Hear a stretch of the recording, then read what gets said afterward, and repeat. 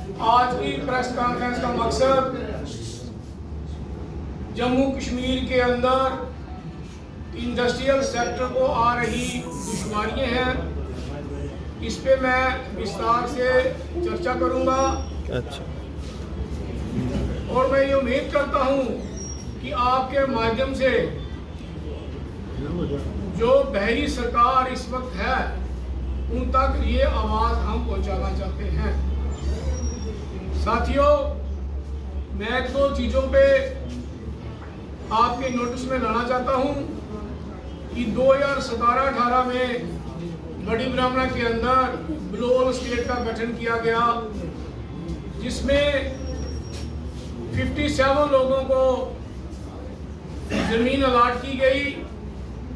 सरकार ने उनसे प्रीमियम भी लिया, कुछ लोगों की कोर्ट में रजिस्ट्रियाँ भी हुई, लेकिन जब फिजिकल पोजेशन का टाइम आया, जब जमीन देनी थी हम लोगों को, उस वक्त डिस्ट्रिक्ट एडमिनिस्ट्रेशन सांबा और इंडस्ट्रियल कॉमर्स डिपार्टमेंट का आपस में डिस्प्यूट हो गया।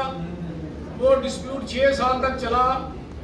हम 6 साल तक दर बदर होते रहे।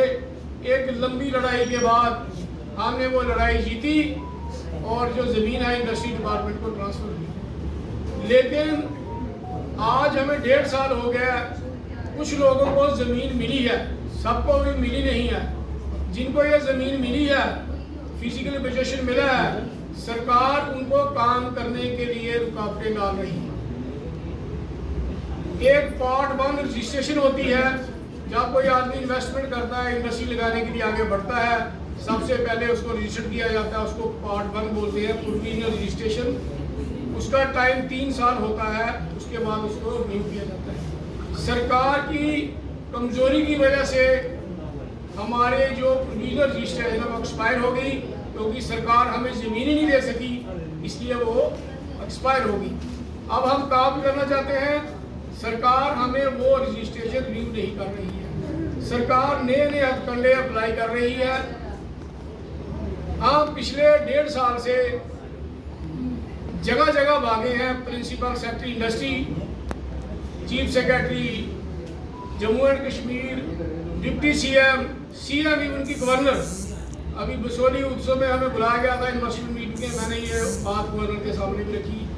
इतनी बात करने के बाद भी कि कोई भी आदमी इसको इंटरेस्ट नहीं दे रहा है। मैं आपके माध्यम से सरकार को ये बताना चाहता हूँ और आपको भी कि जो चीफ सेक्रेटरी है इस मीटिंग को चेयर करता है, जिसका नाम होता है APCC।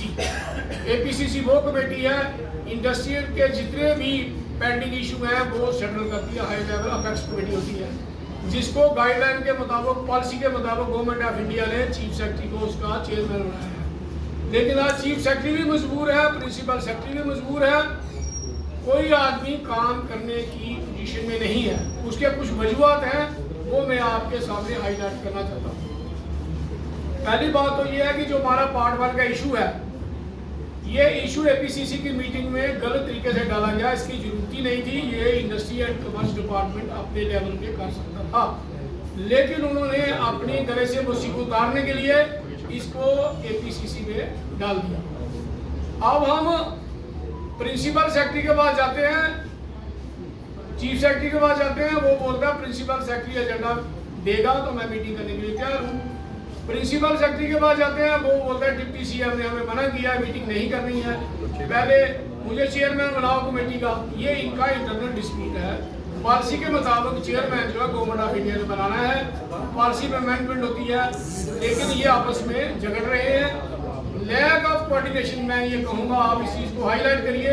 Lack of coordination principal secretary industry and commerce and deputy CM, इन दोनों की आपस में तालमेल ना होने की वजह से जम्मू के अंदर इंडस्ट्रियल सेक्टर जो है बड़ी दुश्वारी में है, बड़ी परेशानी में है, लॉस हो रहा है।